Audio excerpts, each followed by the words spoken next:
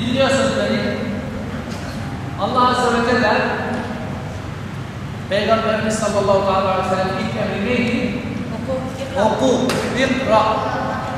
Okuyan bir insan ne olur? Cahil kalmaz. Hem de Allah'ın emrini yerine getirir, hem de sünneti uygulamış olur.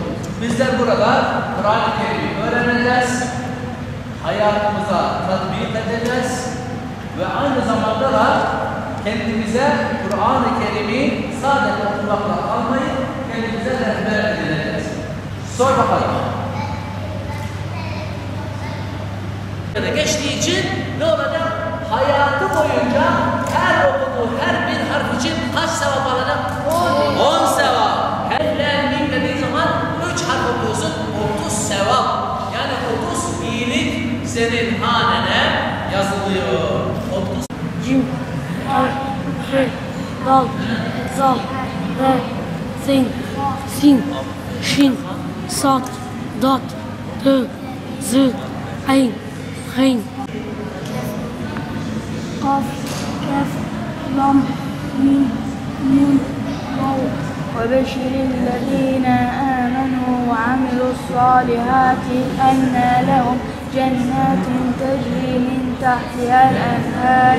بسم الله الرحمن الرحيم وبشر الذين آمنوا وعملوا الصالحات إن لهم جنات تجري من تحتها الأنهار ولهم فيها أزواج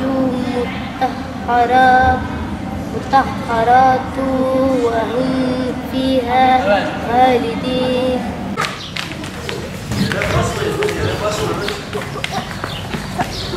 Yaz Kur'an kurslarında 8 hafta boyunca inşallah hem Kur'an-ı Kerim yüzünden bir de kısa sureleri ezbere öğretiyoruz ve aynı zamanda da Efendimiz sallallahu aleyhi ve sellem'in hayatı, siyer-i nebi dediğimiz ve aynı zamanda da fıkıh bilgileri veriyoruz. Aynı zamanda Efendimiz sallallahu aleyhi ve sellem'in ahlakını öğretiyoruz ki çocuklar da ahlaklı bir şekilde büyüsünler. Bunun yanı sıra da kızlarımız üst tarafta, bayan hocamız tarafından onlara ders verilmekte. Bizler burada 4 öğretici, 4 sınıf açmışız. Her bir sınıfta en azından 20-25 öğrenci bulunmakta.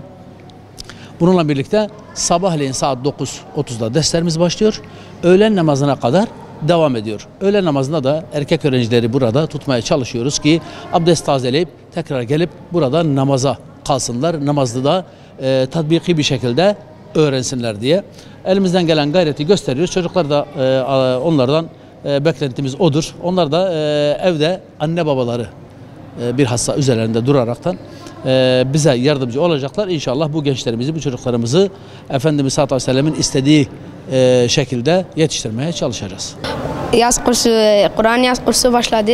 Çok güzeldir. Herkese tavsiye ediyorum. Herkes gelsin, öğrensin. Güzel bir şeydir. Kur'an kursunu çok seviyorum. Bence herkes gelmeli, tavsiye ediyorum herkese. Yani Kur'an çok iyidir, yani öğrenmek için çok iyidir. Bismillahirrahmanirrahim. Elhamdülillahi Rabbil alemin. Errahmanirrahim.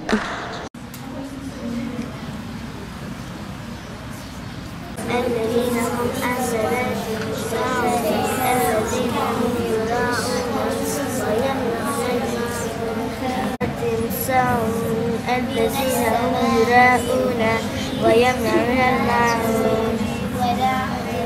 Biz buraya Kur'an'ı okumak için, Allah'ın böyle emrine karşı gelmemek için bu Kur'an'ı okuyoruz. Onun için Kur'an'ı okumalıyız. Böyle arkadaşlarımız da gelsin Kur'an kursuna. Yani güzel bir şey. Biz de okumayı tercih ediyoruz.